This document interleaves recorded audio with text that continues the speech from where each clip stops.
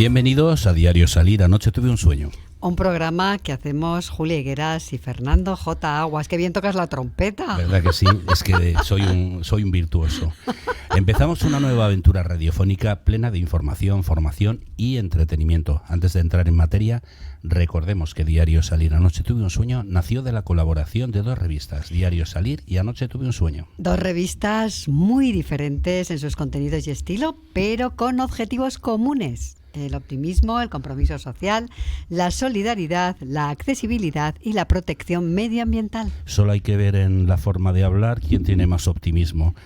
Siempre con sentido crítico, abierto a la esperanza y con vocación de servicio público. Quien tiene mucho optimismo y quien tiene mucho sentido crítico, todo hay que decirlo. Bueno, vamos a poner todo de nuestra parte esta mañana para que disfrutéis viendo y escuchando el programa, tanto como nosotros, la verdad que lo disfrutamos haciendo y preparándolo, porque todo tiene una preparación. Tú más que yo, porque ¿no? Ya sabes que yo soy un ajo y disfruto poco con todo. Pero, queridos oyentes, los verdaderos protagonistas son los invitados, que siempre tienen cosas maravillosas que compartir con nosotros. ¿Y qué son esas cosas maravillosas de las que vamos a hablar hoy, Julia? Pues, Fernando, hoy vamos a hablar de fotografía y compromiso con la naturaleza, que ya es mucho. Interesante. Desde luego. Y de la situación actual de Irán, un tema un poquito más triste, ¿no? Donde hace un mes empezaron contundentes protestas contra el régimen de los ayatolás, ya lo sabes. Mucho han tardado, pero es una alegría que empiecen.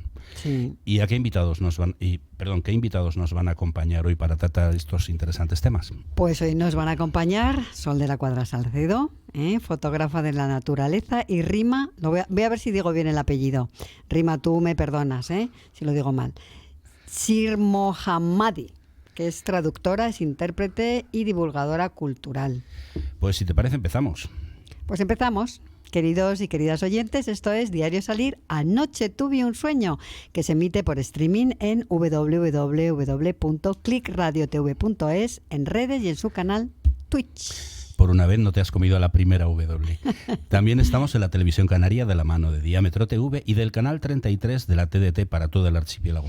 Y en FM se emite en Radio Cadena Española Madrid y Radio Cadena Castilla-La Mancha, Armonía Duero de Tordesillas, Diámetro Radio de las Islas Canarias, Turia 78 de Valencia, Radio Sur FM de Córdoba, Radio Consuegra de Toledo, Radio Sierra Norte de Madrid, Radio Matorral de Montejo de la Sierra también de Madrid y en Vicus Radio de Galicia.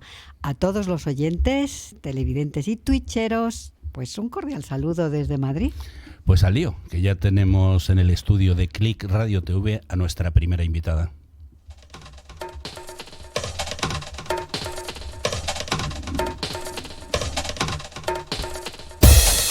Pues si te parece, Julia, preséntanos a esta nuestra primera invitada de hoy, por favor. Pues te la presento con muchísimo gusto, porque es una mujer extraordinaria. Ya la irás conociendo a lo largo de esta entrevista que vamos a hacerle. Pues, yo estoy deseándolo, así que empieza, porfa. Pues mira, hoy tenemos en el estudio a Sol de la Cuadra Salcedo, y vamos a contarte a ti y a nuestros oyentes y televidentes unos datos sobre ella. ¿Te parece? Me parece estupendísimo. Pues mira, Sol es una persona muy especial, una mujer que es una apasionada de la naturaleza porque la disfruta, la defiende y no hay mejor manera para hacer ambas cosas que fotografiarla. Hoy está con nosotros, como te he comentado, la fotógrafa Sol de la Cuadra Salcedo. A ver, mira, Sol... quiero compartir nace en Madrid, ella es madrileña, dentro de una filosofía de vida donde los viajes forman parte importante de su formación y su manera de estar en el mundo. Sol, hay que decirlo todo, es hija del gran e inolvidable maestro, muy querido por nosotros, Miguel de la Cuadra Salcedo. Ella se decantó por estudiar arquitectura en el EPSAM, y es además experta en diseño y gestión del paisaje por la Universidad Complutense de Madrid y máster universitario en comunicación social de investigación científica por la Universidad de Valencia, la BIU. Bueno, y muchas cosas que se quedan en el tintero, pero que seguramente Fernando contará algunas más, sí, ¿no? ahora daré un apunte más. Es un lujo tenerte aquí en el estudio con nosotros, Sol de la Cuadra Salcedo. Bienvenida. Muchísimas gracias por todo lo que he oído, que vamos, para mí es un honor estar aquí con estas voces y estas radios que me encantan. El honor es nuestro. Deja, como decía Julia, que haga un apunte más, y es que Sol es también una apasionada de la investigación en nuevas tecnologías y herramientas para la comunicación online como despertador de origen, que ahora nos explicará qué es eso y en qué consiste. Y también desarrolla proyectos de realidad aumentada para la difusión e interacción en la red. El último proyecto, si no estoy mal informado, ha sido para el Museo de Ciencias Naturales. Buenos días, Sol, ¿es así?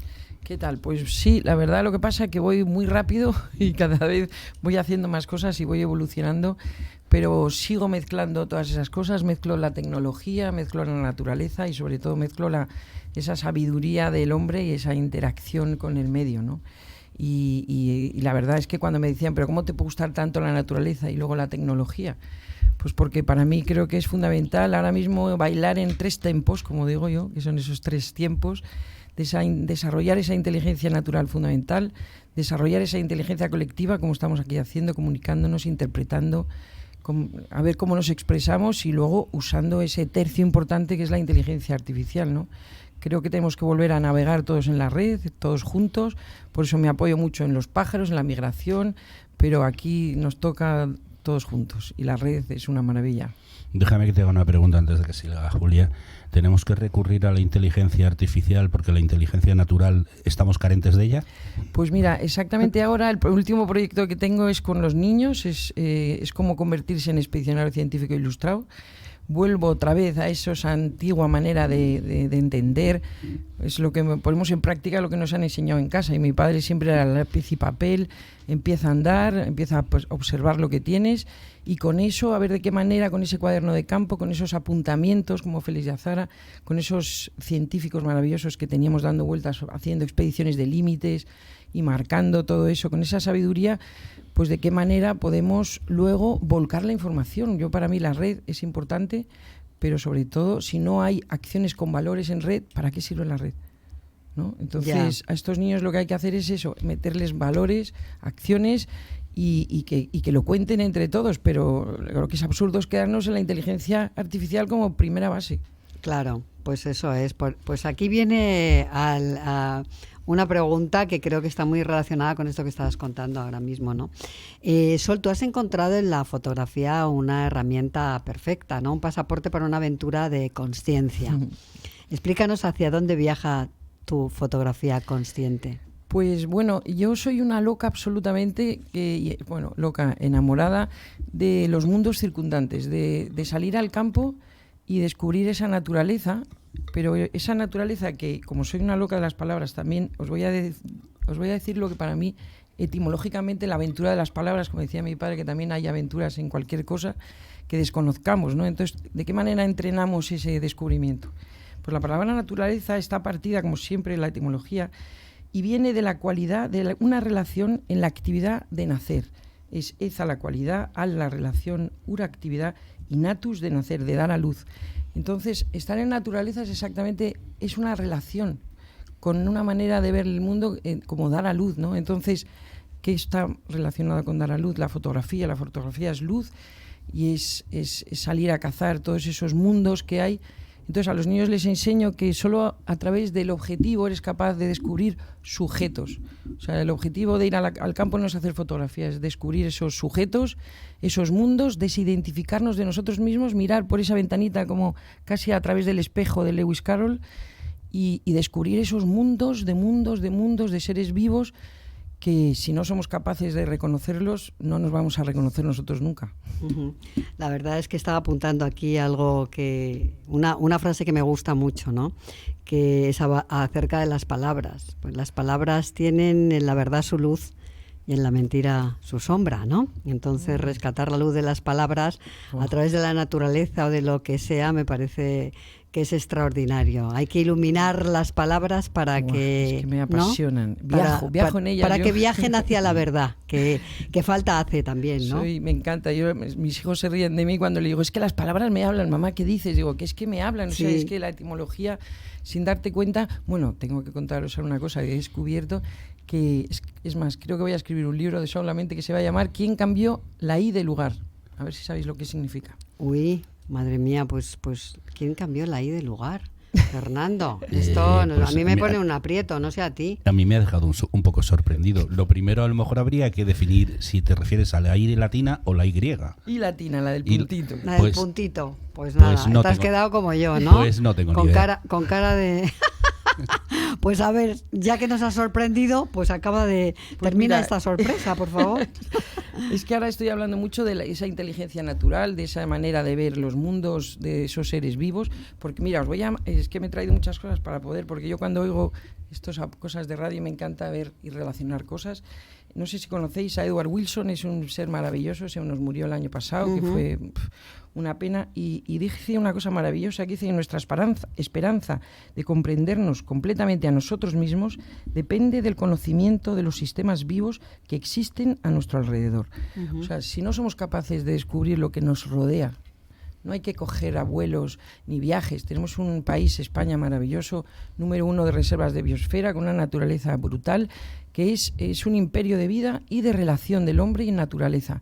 Entonces somos el número 1, 53 reservas de biosfera tiene España, sabiendo qué metros cuadrados tiene España, kilómetros cuadrados con respecto a Rusia, a México, que son muchísimo más grandes, pues eso, tienen pues menos, ¿no? Entonces es un laboratorio maravilloso de consciencia, esas reservas de biosfera, esos parques naturales y tal. Entonces, eso la gente no lo sabe, como tampoco saben que tenemos 15 ciudades patrimonio de la humanidad. O sea, España es la gran desconocida para los españoles. Luego, Desde luego, pero bueno, de eso...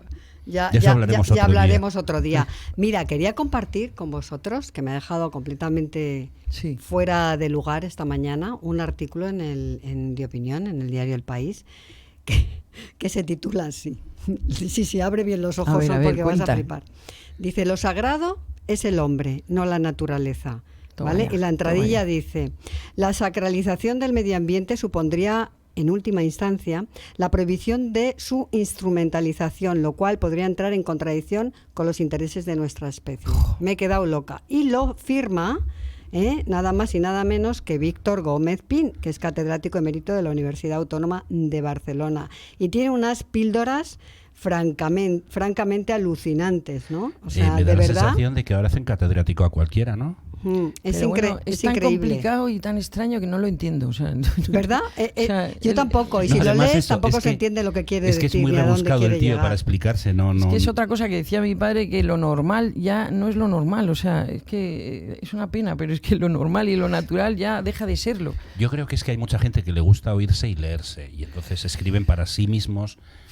Pues mira, yo creo que hay que salir al campo. Os he traído un montón de libros también para ver. Qué bien, qué bien, qué bien. Pues por sí, ejemplo, es que es increíble que siga apareciendo este tipo de titulares y además encima en un periódico como el diario El País. Pues mira, Que me ha ya dejado sabéis loca a que mí. Si lo ve Pepa Bueno, seguro que se cae de espaldas. los Pero bueno. japoneses llevan saliendo a dar baños de bosque desde hace tiempo. Se receta en la seguridad social, van los baños de bosque, porque tú... Ay, sí, Entonces, es ay, que- yo los abrazo y todo, Entonces, Dios claro, mío. es que la gente... entonces, lo que os decía de la I, al final, lo que nos quieren hacer con todo esto es meternos miedo, ¿no? Entonces, el miedo, si te das cuenta, es lo contrario a lo que necesitamos desarrollar, que es ir fuera y ver, ¿no?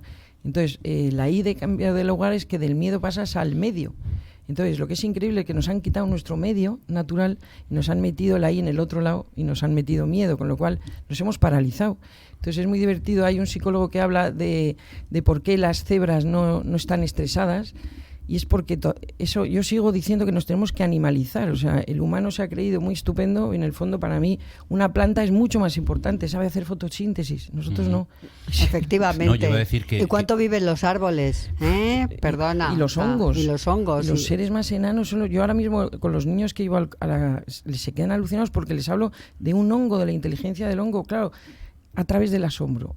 Hemos perdido la capacidad de asombro. Ahora mismo aquí tenemos todo en nuestra mano. Y de observación. Y claro, pero si tú observas con esa curiosidad, todo es nuevo, todo es una aventura. Yo les hablo a los niños que hay pájaros que están 2 años sin parar. El vencejo que nos pasa por Sí. las cabezas es un pájaro que es capaz de estar 2 años sin parar solo para reproducirse, para poner el huevo, incubarlo. Todo lo demás lo hacen. Entonces, en el momento que les hablas de algo que no entiendan y lo hace un personajillo que tienen a su lado y no lo han mirado, de repente empiezan a atender.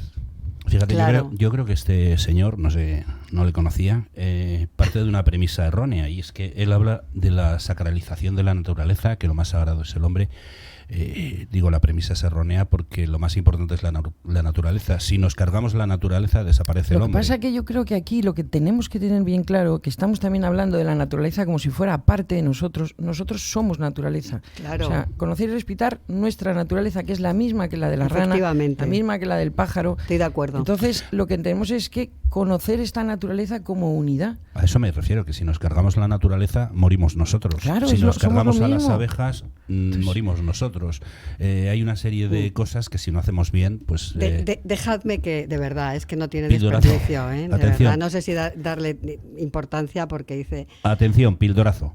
Por el contrario, la prohibición de instrumentalización del ser humano, la erección del hombre, es sagrado, además de perfectamente compatible con el orden natural en garantía de un orden social. Pero si todo me parece, todo es sagrado. Sí, todo es sagrado, pero no tienes por qué ser una cosa más sagrada que la otra, exacto, ¿no? Las comparaciones y la relatividad en este campo no funcionan. Somos todos igual. Efectivamente. Y es más, yo a los niños les digo, cuando miremos a través de ese objetivo, ser la rana.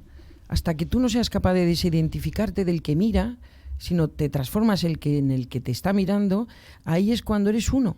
Por eso, por eso yo les hago científicos, porque la ciencia es capaz de ver sin tener nada en la cabeza, sino simplemente como un proceso científico de procesos, sin quitarte tu cabeza y tus prejuicios. En el momento que ya te conviertes en rana, ya piensas en rana, ya estás salvado. Ya puedes empezar a sentir lo que siente una rana y en el mundo de la rana, y cuando ya eres rana, pues ya no quieres que le pisar la rana. Y tú cuando miras, ¿no?, a través del objetivo, supongo que también te mimetizas, totalmente, ¿no? Es que yo me lo paso genial. ¿Qué es lo que más te gusta plasmar a ti a través del objetivo? Pues primero me encanta el proceso en el cual soy capaz de colarme en un mundo circundante de un ser que vive ahí tranquilo en su vida. Por eso me encanta ser indio. Le digo a los niños que hay que volver a ser indios, porque hay que colarse, hay que introducirse con el máximo respeto para que el otro ser no te detecte. Y si te detecta, no le mires a los ojos, porque en el momento que le mires se te escapa. Entonces tú tienes que colarte, tienes que infiltrarte y tienes que ponerte en el frente, ¿no? Entonces lo de menos es la fotografía. Lo de menos es luego verlas en el ordenador, editarlas. Eso me cuesta muchísimo, pero lo que más me gusta es enfrentarme al que me mira. Y entonces yo me veo en sus ojos y él se ve en mis ojos. Entonces ahí hay una transferencia de datos y en ese segundo de repente te quedas sin habla y es cuando eso es lo que me gusta. Hay que decir a nuestros oyentes que Sol tiene una página con unas fotografías espectaculares. Dinos, por favor, cómo se llama tu web para que la gente lo pueda ver. Pues la verdad, luego eso es lo que me pasa, que yo como vivo en el campo y disfruto en el campo, luego este tema que me encanta, pero no tengo tiempo para mí, pero es Sol de la Cuadra Salcedo, ahí pongo un poco esta filosofía, esta manera de mirar. Ahora estoy haciendo esta cosa de los niños, de expedicionarios científicos, que todavía está en marcha y no está al aire, pero sí que he trabajado este año en un colegio que tiene una suerte, en el Colegio Montessori de la Florida, y he estado con 50 niños todo este curso pasado. Este año también estaré con ellos y estoy yendo de colegio en colegio. Pues eso, para ir con el cuaderno de campo, para ir con esa manera, esa mirada científica. Yo digo que el viaje de ida y vuelta es un viaje a través de la ciencia creativa y vuelta de la creatividad científica, ¿no? Entonces, en ese viaje vamos dando vueltas, y son vueltas de conciencia, y les estoy ahora hablando de un podcast. Quiero enseñar a los niños a volver a conectar con esta magia que tenéis aquí, que me parece que está la visión. Yo soy fotógrafa, pero me encantaría ya poder hablar de mis fotos en sonido. Tengo una exposición en marcha que es la música de la vida, que es al final, que es capaz de una foto transmitirte sin ver la foto, con el sonido. Yo te voy a contar una anécdota, y es que hay una persona que es un alto cargo en la ONCE, que su gran pasión es la fotografía. Fíjate. Y tiene muy poquita visión, tiene una visión residual, pero la poca visión residual que tiene le sirve para saber qué quiere plasmar en su cámara, y luego se lo lleva. Sí, es alucinante. Algún día hablaremos con él y a lo mejor hasta nos lo traemos. Sí. Vamos a seguir un poquito, Julia, porque nos ponemos a hablar, nos quedan 7-8 minutillos y hay muchísimas cosas de las que hablar con Sol. Pues bueno, yo estaba pensando, ¿no?, en cuando hablabas ahora en que tú en el fondo lo que estás transmitiendo a los niños es la conciencia circular. Exacto, ¿no? Sí. Que va, o sea, que es circular como todo, ¿no? Todo es un baile. Si es que es tan fácil como bailar. Si quieres que algo se muera, déjalo quieto, ¿no? Entonces, al niño lo que hay que hacer es que... Pero lo bonito es que tenemos que creer en algo en nosotros mismos, tenemos que crecer entre todos, comunicándonos, expresándonos, ilustrándonos esa sabiduría, y luego tenemos que crecer, ¿no? El ser, estar y el dar. Creo que se nos olvidó el verbo dar, que todo el mundo, el ser y estar, ¿para qué? Y el dar, claro. Si ¿Dónde no estamos? das, Entre si no todos. compartes, entonces, claro. Por eso me gusta mucho hablar es otro enamorado que tengo, que es Juan Sebastián Elcano, que propusimos un trabajo y un proyecto porque es este personaje que fue capaz de dar la vuelta al mundo y volver por el otro lado, ¿no? Por donde cambió el rumbo preestablecido con un toque de timón. Entonces fue el primer cibernético. Ahí se cumple que al final toda la mayor tecnología se junta con la antigua sabiduría. Si eres capaz de no desviarte del foco, ¿no?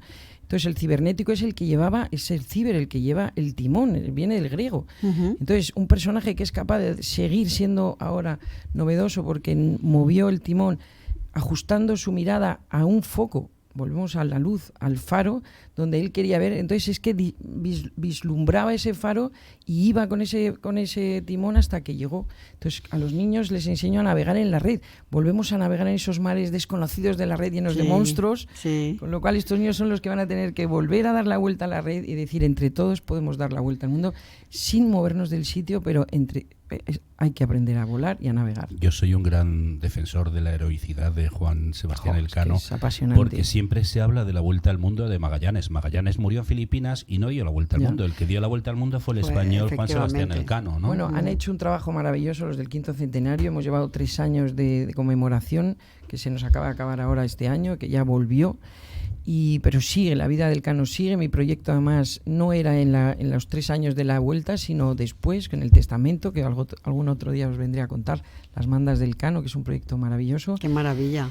Y al final se ha hablado del Elcano. Papá era un amante del Elcano total, porque por esa valentía no era nada rudo, era un tío... Mira, aquí quiero hablar por lo menos de Tallafigo, que es un profesor maravilloso que ha escrito el testamento del Elcano y ¿cómo se llama esto? O sea, dividiendo todo su testamento, haciéndose a disección del testamento. Es precioso, te cuenta quién era Elcano, un desconocido. Tenía una cuerda de clavicordio, era músico. Tenía unos anteojos porque leía sus libros maravillosos de astrología. O sea, era un tío culto, con una presencia que todo el mundo le admiraba, un tío que los que seguían, le seguían. Entonces, me ha gustado mucho que estos 3 años nos han sacado este personaje tan importante para nosotros. Y lo han dado a conocer porque es un referente. Y debía de ser muy fuerte físicamente, porque de los 100 y pico, 200 que salieron a dar la vuelta al mundo, volvieron 27, incluido él. Hombre, yo creo que sobre todo aquí es lo que habla a los niños también, esos valores. Yo les digo que ahora mismo hay estos 2 mundos entre valores e información. Antes, en la época de mi padre y en la época del Elcano, que no tiene que ver con la de ahora, es increíble, pero tiene más cerca a mi padre Elcano que yo a mi padre casi, ¿no? ¿Por qué? Porque entrenaban esos valores para poder traspasar límites, ¿no? Mi padre entrenó su cuerpo, se fue a través de esa jabalina al otro lado, de ahí se fue a la isla de Pascua. En la isla de Pascua, cuando quería irse, no había sitio, solo había un ballenero. Le dije, no, bueno, ¿tú qué sabes hacer? Pues yo tiro el arpón, porque la jabalina. Entonces se fue volvió tirando a las ballenas. En los indios decía que quería la mejor hamaca y que era, pues a ver, vamos a tirar ahí con la diana y la cerbatana, y lo tiraba él. Entonces, yo quería contar esa anécdota de tu padre porque es una anécdota deportiva que no sé si se conoce. Hablas de la jabalina, y es que tu padre, como decías, fue un gran deportista y, entre otras muchas cosas, rompió todos los récords de lanzamiento de jabalina en aquel momento. Sin embargo, no le homologaron el récord porque al parecer lanzaba de una forma diferente, desconocida, desde la espalda, con una técnica aprendida de una tribu, no sé si me equivoco, del Amazonas. ¿Es correcto? No, la verdad es que es una historia preciosa porque mi padre tiraba la barra vasca. La jabalina se la enseñaron. Bueno, yo en mi Instagram también, los vídeos de Instagram, tengo un vídeo donde él mismo lo explica, porque me gusta recoger cosas y entonces él la tiraba como los pastores vascos, dando giros, y entonces la tiraba. A día de hoy todavía no ha batido el récord de mi padre. No lo han batido. No lo han batido porque, claro, es imbatible, porque, claro, me parece que está en 120 o una barbaridad, y además me enteré hace poco. Entonces lo que hacía es que daba vueltas y con esa fuerza de la gravedad la lanzaba.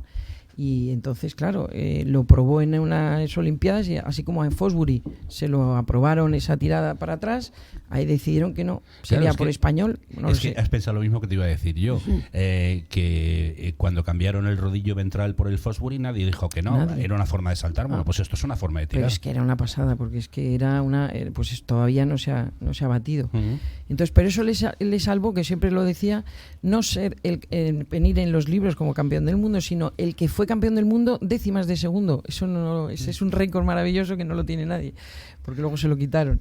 Entonces, hay que estar siempre entrenando en límite, y el Cano, por ejemplo, entrenó navegando en el Mediterráneo. Ujú. Entonces, valores, información. Ahora mismo la información la tenemos sin hacer ni medio valor, con lo cual a los niños hay que volver otra vez con esas acciones. Da gusto escucharle, pero nos quedan 3-4 Ya. minutillos. Sí, bueno, yo estoy aquí como completamente obnubilada. Yo quería hacer ¿Qué una quieres que te pregunta diga? porque la verdad es que tu padre dejó un espacio, una señal, un agujero que todavía no ha llenado nadie. ¿No te animas a retomar el legado de tu padre en Aventura 2022, Ruta Quetzal?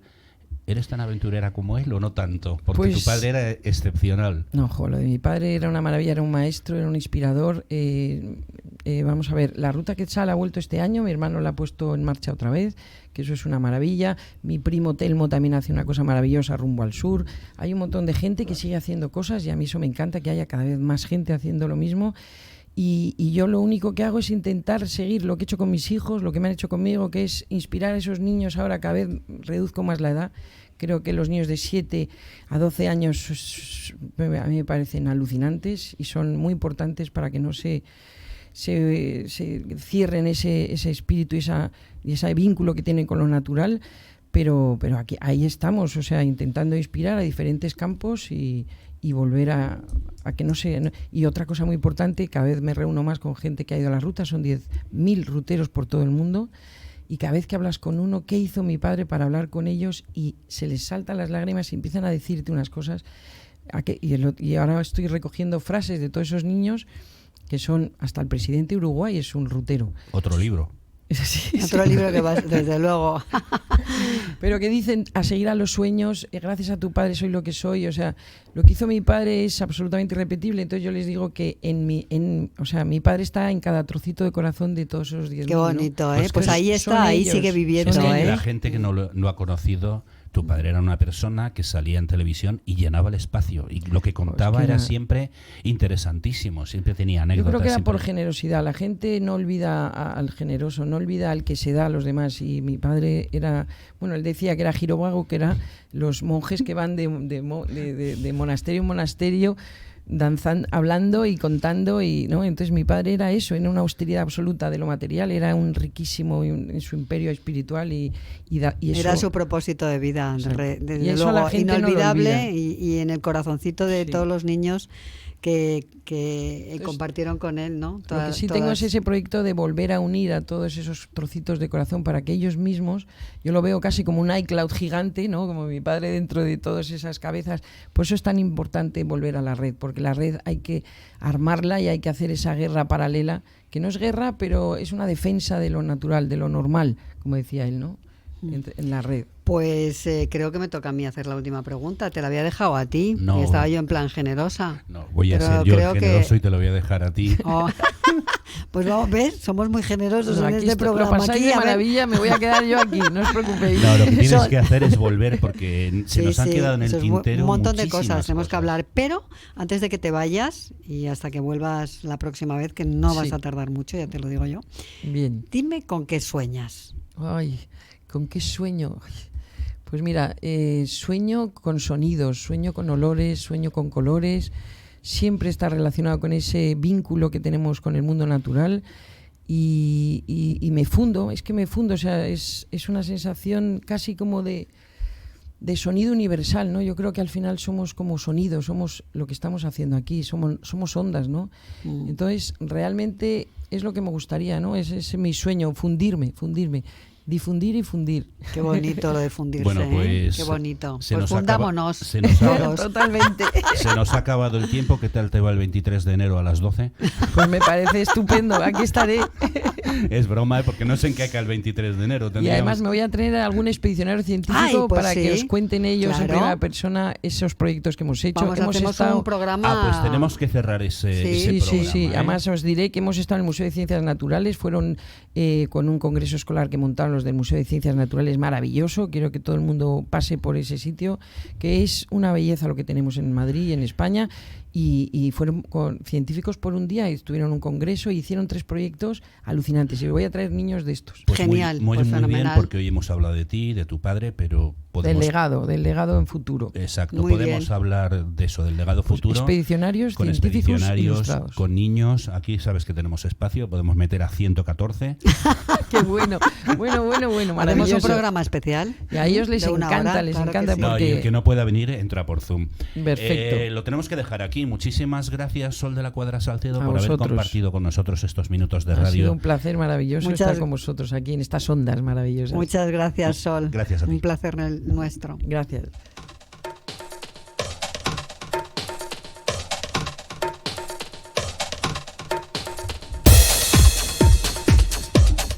Pues vamos a hablar ahora de un tema, no sé, no quiero decir más serio, porque todo es serio, pero un tema que es Irán y su situación, la situación de la población iraní que ha salido a las calles, sobre todo las mujeres, en protesta por la muerte de la joven iraní Mahsa Amini, de 22 años de edad, a manos de la, no sé si lo diré bien, luego nos corregirá nuestra invitada, Gaste Ersad, policía moral o policía religiosa islámica de Irán, por no usar el hijab, velo, no por no usar, por llevarlo mal puesto, y que también protestan contra el régimen islámico tras más de 40 años gobernando el país.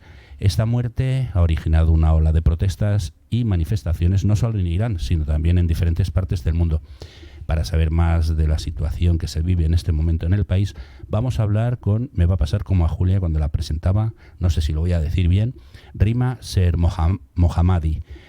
Buenos días, Rima. Buenos días. Me voy a ahorrar repetir tu apellido porque me resulta complicado. Gracias por estar con nosotros desde Barcelona en Diario Salir a No se tuve un sueño.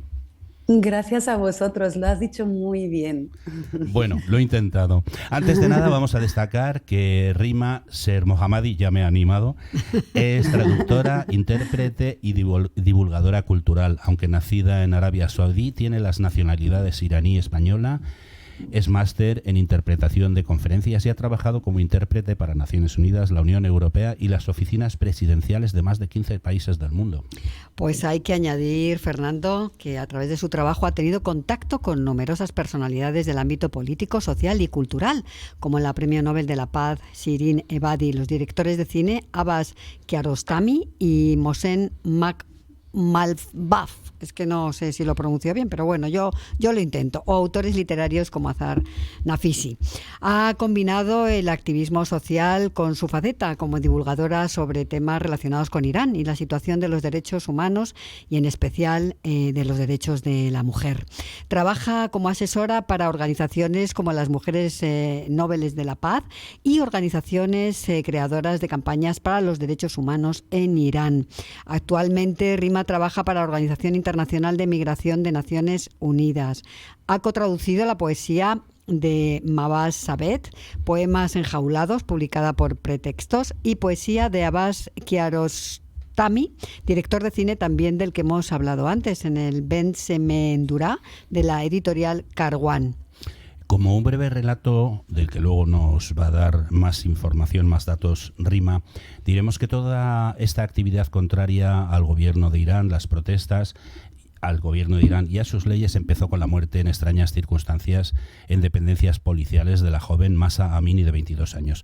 Amini era una chica kurda que llegaba a la ciudad acompañada por su hermano para visitar a unos familiares, si no me equivoco, cuando tuvo la desgracia de cruzarse con una patrulla de la moral islámica que se dedican a cazar mujeres, lo digo así, cazar mujeres, que según ellos no respetan la vestimenta a la que están obligadas por la ley islámica, la Sharia. En su caso, el delito no fue no llevar el pañuelo o el hijab bien puesto.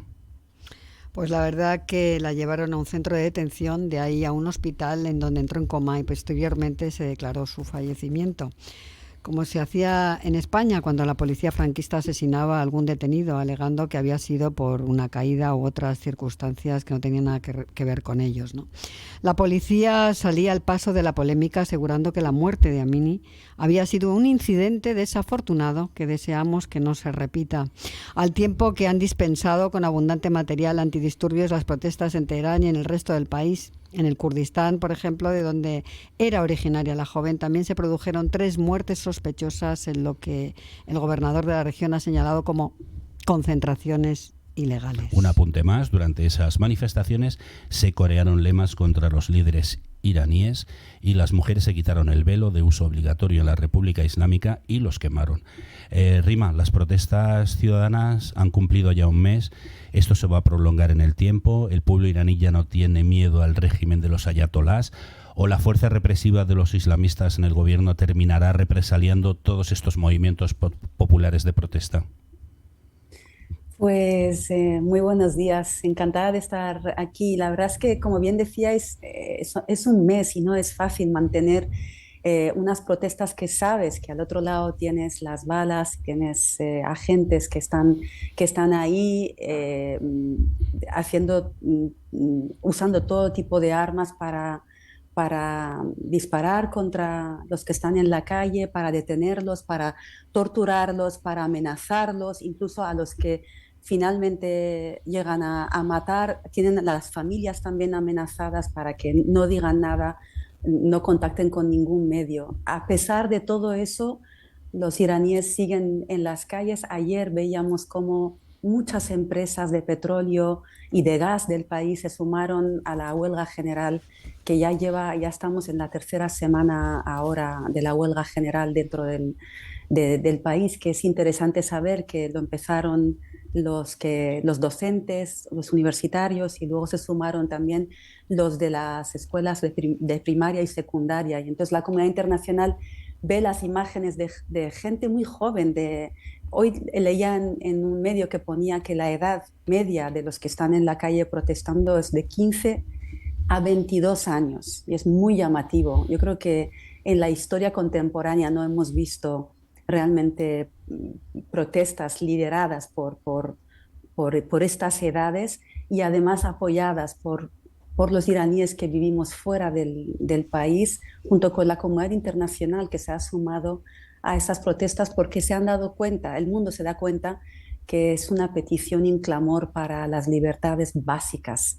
No es ya pedir algo sofisticado o complejo, sino que son libertades básicas, y la actuación del régimen está siendo de lo más severo y de lo más violento posible. Pues Rima, si te parece, vamos a hacer un poco de historia para quienes no conozcan qué ha pasado en Irán en los últimos 42 años.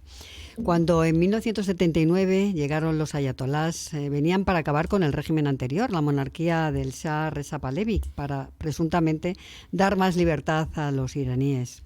La religión se instaló en el poder con un líder supremo, un ayatolá, a la cabeza del gobierno. Un régimen teocrático maquillado como república, en la que los líderes religiosos son los que eligen quienes pueden presentarse a las elecciones. Unas elecciones que no son más que un paripé, Rima.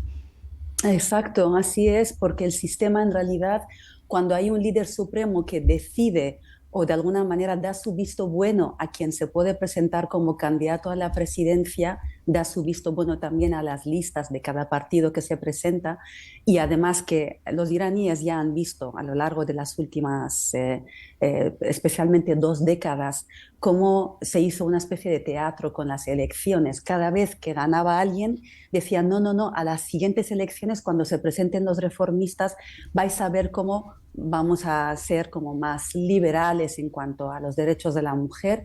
Los iraníes iban a las urnas pues confiando en que esta vez sí, pero ya vieron claramente el resultado cuando salió elegido el presidente Rouhani, por ejemplo, y que la comunidad internacional ponía mucha esperanza puesta en este líder religioso, con una vestimenta y una manera de hablar como más moderada, pero se ha visto que Amnistía recoge en sus informes las violaciones más brutales en cuanto a los derechos civiles de los iraníes, el número de ejecutados, y no hay que ir muy lejos del poco tiempo que lleva el presidente actual, ya tiene como un currículum interesante en cuanto a las violaciones de derechos humanos. El número de ejecutados es el mayor en las 4 décadas, desde el 79, que fue el año que hubo la Revolución Islámica. Así que las elecciones son unas elecciones un poco de escaparate.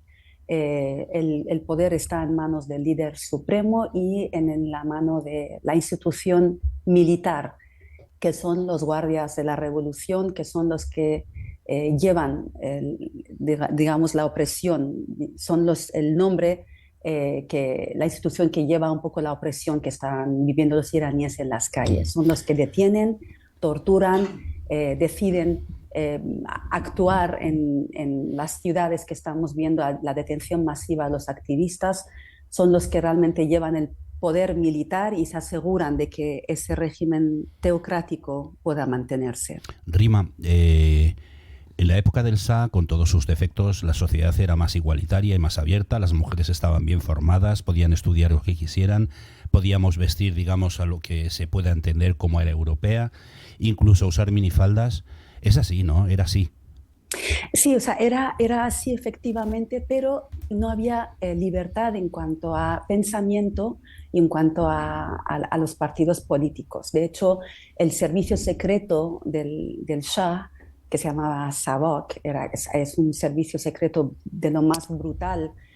Cualquier tipo de encuentro, cuando alguien criticaba la actuación de la monarquía o sus decisiones, esa persona desaparecía, con lo cual las libertades en cuanto a la elección política dentro del país no existía, pero sí en cuanto a las libertades personales, como apuntabas. Y yo creo que eso mismo hizo que se creaban estos grupos de manera clandestina, y también la idea esa de modernizar un país que en el trasfondo, en su base, es una sociedad, o era una sociedad sumamente religiosa. Querer llevar la sociedad de un extremo a otro fue poco acertado, porque la sociedad no estaba preparada a nivel cultural para poder aceptar según qué actuaciones. Por ejemplo, unas actuaciones que fueron muy criticados por muchos iraníes es decirle a las mujeres, si una mujer quiere llevar el velo en un lugar público, debería quedarse en su casa. Eso, claro, ayudó a que se crearan estos grupos clandestinos que estaban muy contrarios a la actuación de la monarquía. Y fueron precisamente ellos mismos los que llevaron el país a la revolución de 79. O sea que fue salir de un régimen severo con la gente para pasar a otro tan severo o más. Y en parte gracias al gobierno americano, ¿no?, que apoyó a los islamistas para derrocar al Shah, porque el Shah no se plegaba a sus deseos y se lo cargaron, y al final, pues mira, los islamistas se volvieron contra el Estado norteamericano, si no me equivoco, ¿no? Así es, exactamente. Sí, sí, nadie esperaba eso cuando llegaron al poder. Las mujeres, y tengo que decirlo, que como las primeras en la sociedad iraní que fueron aliadas de los revolucionarios, fueron las primeras que vieron esa muestra de deslealtad tan atroz con el paquete de leyes discriminatorias hacia ellas, y fueron las primeras en salir a las calles a protestar contra estas leyes. La idea no era obligar a la mujer iraní a llevar velo, y sin embargo fue de las primeras leyes aprobadas, sus derechos, contarles como media persona en cuanto a derechos, es decir, dos mujeres, sus derechos equivale al de un hombre.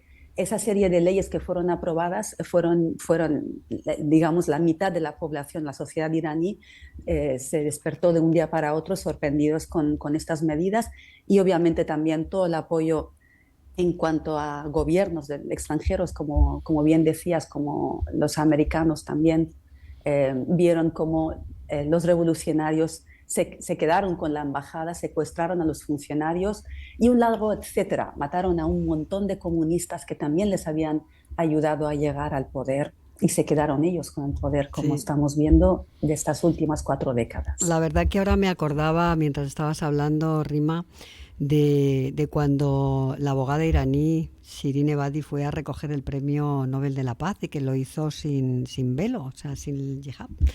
Y lo que eso supuso para ella, ¿no? Porque, bueno, estaba amenazada de muerte, no sé si sigue estando, su marido y sus hijas tuvieron que salir de Irán. Y bueno, tú la conoces muy bien porque eres su traductora, ¿eh? Eh, Y la verdad que es para que también los oyentes sepan que esto es así, o sea, que es tremendo. Es increíble, Julia, realmente ahora viendo todo lo que ha pasado con el tema de Mahsa Amini nos damos cuenta realmente de actuaciones tan fuertes, ¿no? O radicales para los iraníes como la que acabas de nombrar y citar con la recogida del Premio Nobel de la Paz en 2004, cuando lo hizo, 2003, perdón, cuando lo hizo la doctora Ebadi y sigue estando amenazada. Ella misma también fue muy decepcionada porque durante un tiempo eh, fue Apoyó la simpatizante revolución, sí. de los reformistas y también ella, junto con la sociedad iraní, se dieron cuenta rápidamente de que fue un engaño. Y ahora siendo ella una opositora, está siendo amenazada, ella y toda su familia, de hecho, han sufrido mucho durante estos años, así como muchos otros iraníes activistas también que están dentro del país bajo amenaza. Ya lo sé. Vam- Entre ellas, Nasrin Sotoudeh, ¿eh? Que está en Exacto, la cárcel también Nasrin. abogada, o sea, bueno, es increíble. Pero Rima, volviendo un poquito a las protestas, ¿no? Que ya se han generalizado en todo Irán, ¿cómo están estas protestas en estos momentos? ¿Tienes algún dato que nos puedas facilitar? Ahora mismo lo más dramático es la ofensiva por parte del gobierno a las escuelas de primaria y secundaria. Hoy me llegaba un dato escalofriante de cómo atacaron a una escuela, detuvieron a 60 niñas, eh, a 20 heridas en este altercado. Hace unos días también veíamos cómo habían pegado a unas escolares. Una acabó con una hemorragia interna, fue ingresada y murió en el hospital. Eh, Asra Panahi, el nombre de esta chica de 15 años. Es increíble. Ahora están atacando muchas escuelas y el gobierno iraní perdió ya digamos, la vergüenza, lo que significaría eso en cuanto a su postura o imagen en la comunidad internacional. El sábado todos nos quedamos sorprendidos de cómo atacaron a los presos, o sea, ni siquiera estando en la cárcel, lo comentaba alguien hace poco, decía, ni estando en la cárcel uno está a salvo. Empezaron a disparar, un montón de iraníes salieron de sus casas para ir hacia la prisión de Evin porque se escuchaban disparos y ambulancias que llegaban a la prisión, no sabían qué había pasado y luego todos escuchaban como muchos testigos que estaban ahí decían que la policía iraní disparaba directamente a los presos. Ellos dijeron que han muerto 5 personas, pero muchos testigos decían que las ambulancias que recogía a los muertos hablan de cifras de 30 y 37, entre 30 y 37 presos que han muerto en los sucesos de este sábado, de Ujú. este pasado sábado en la cárcel de Evin. Aquella Así que, que se prendió también, ¿no? exacto, Ujú. sí, sí. Dijeron que había fuego, pero que había habido un incendio. Empezaron a cambiar las versiones, pero lo cierto es que ellos querían disparar, de alguna manera, hacer que la comunidad internacional, los medios y los iraníes también, su atención fuera hacia la cárcel de Evin y que podría significar un, de alguna manera una cosa como que parara un poco a las protestas en otras ciudades. Cambiar el foco, Pero, vamos, ¿no? Que se hace mucho. Es estremecedor lo que nos cuentas, y hablando de infancia y de juventud que apuntabas ahora mismo y hablabas al principio, esa infancia o esa juventud reprimida o directamente asesinada. Otra de las fallecidas en extrañas circunstancias ha sido Nika Sakarami, de 16 años, que tras quemar su velo en protesta contra el régimen apareció muerta. Nika había publicado en redes sociales que había quemado su velo, y en su última comunicación con sus allegados decía que la policía le perseguía. ¿Es este el precio de rebelarse y, como decías, aunque sean niños o jóvenes? Exacto, es así, y hay que acordarse de que esa es la generación post-revolución. Esta es una generación que sus padres también nacieron después de la revolución, y entonces todo el sistema educativo, todo el entorno, que es muy cargado de ideología, está ahí precisamente para que esa generación no sea así como está siendo y como estamos viendo en los vídeos, en las vidas que ahora estamos nombrando y en los ejemplos que estamos viendo. Por eso es tan llamativo y por eso es tan singular históricamente hablando, porque ya no son las protestas del 2019 de gente de 30, 40, 50 años que salen a la calle porque ven que su economía no puede soportar esa presión, siendo un país tan lleno de recursos naturales y que vivan con absoluta pobreza la gran parte de la sociedad iraní. Esta generación es la generación de las redes sociales, una generación que en principio nadie apuesta por ellos porque les ven como muy metidos en las redes sociales. Y sin embargo, es precisamente esa generación la que está manteniendo este pulso y le está ganando la batalla claramente al régimen de la República Islámica. Prueba de ello es que no han conseguido hacer absolutamente nada, sino todo lo contrario. Hay cada vez más personas que se suman a las protestas, y hay luego manifestaciones como la que estamos viendo por parte de deportistas de élite, como fue el caso de Elnaz, que se atreven a dar este paso sabiendo las consecuencias de su actuación. Y en ese cada vez se apunta más gente, o cada vez más gente participa. Parece ser que también los hombres empiezan a apoyar públicamente a las mujeres y estas revueltas. ¿Es así? ¿Son muchos? Sí, muchos. Y también es otro dato singular, porque en una sociedad donde se supone que ha habido esta segregación y ese, entre comillas, este odio y esta competencia mutua, porque las mujeres son muy formadas en Irán, y uno se imaginaría, sociológicamente hablando, de que al crear unas leyes que discriminan a la mujer, pues se crea esta separación, y uno se siente más en el poder y la otra siempre como más víctima.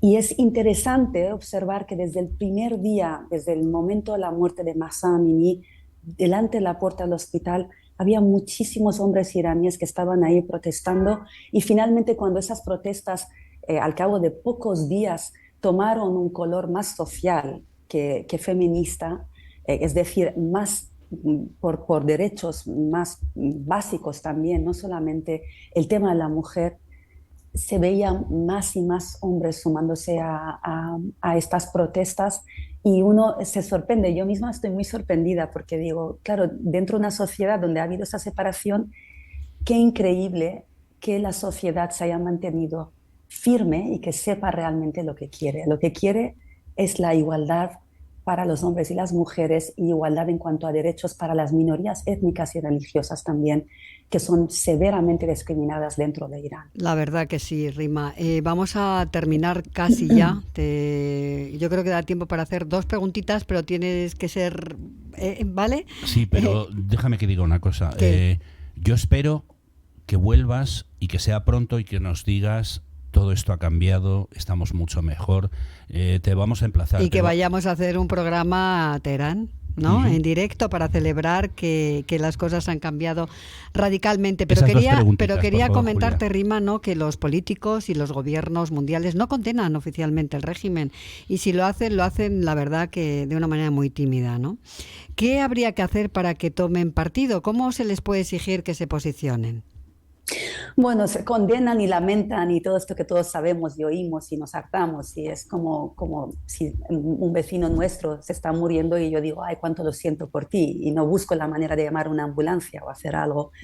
Hay iniciativas muy interesantes por parte de organizaciones fuera de Irán, como la recogida de firmas para la expulsión de embajadores iraníes dentro de los países europeos, porque muchos iraníes han visto cómo los gobiernos, los países europeos, y ahora ayer veíamos cómo los drones que atacan a Ucrania, o sea que a nuestro propio continente llegan los males del régimen de la República Islámica, hay una recogida de firmas para la expulsión de estos embajadores, que además ya se sabe todo lo que se está pasando en Irán, que está llegando sus efectos fuera de las fronteras también.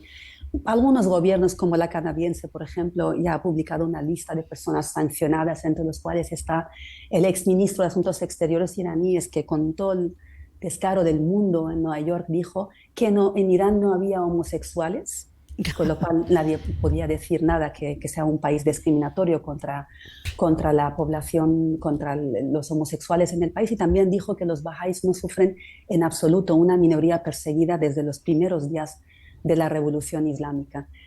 Pues él uno de los cargos sancionados. Argentina, por ejemplo, ayer pedía al gobierno de Qatar detener a un alto cargo iraní que es responsable, el primer responsable del atentado contra el Centro Cultural AMIA, un atentado que tuvo lugar hace 28 años.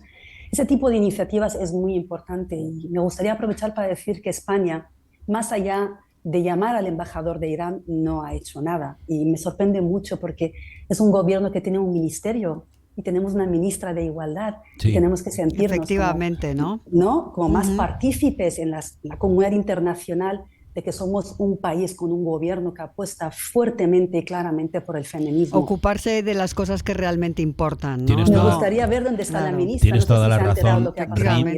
Rima, tienes toda la razón. La radio es la radio, tenemos el tiempo limitado.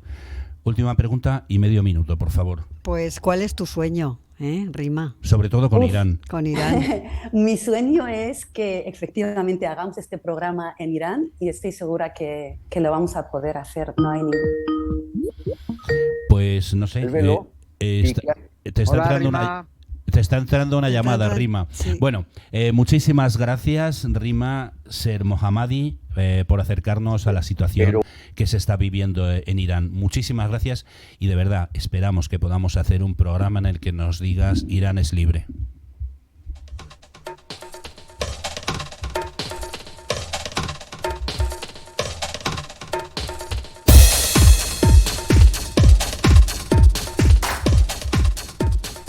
Pues esto ha sido todo, amigos, escuchantes, videntes por streaming, tedeteros canarios y twitcheros. Julia, recuérdanos quiénes nos han acompañado, y si te has dado cuenta, hoy no se me ha pasado. No. Hoy estabas, vamos, al loro total. Hoy nos han acompañado Sol de la Cuadra Salcedo, fotógrafa de la naturaleza, con quien hemos hablado de fotografía y compromiso con la naturaleza. Y Rima Sermohammadi, traductora, intérprete y divulgadora cultural, que nos ha acercado a la situación actual en Irán, donde hace un mes empezaron contundentes protestas contra el régimen de los ayatolás. Pues se acabó. Esto fue Diario Salir. Anoche tuve un sueño, presentado y dirigido por Fernando J. Aguas y Julia Higueras, y con Pedro Rodríguez pilotando la nave radiofónica y televisiva.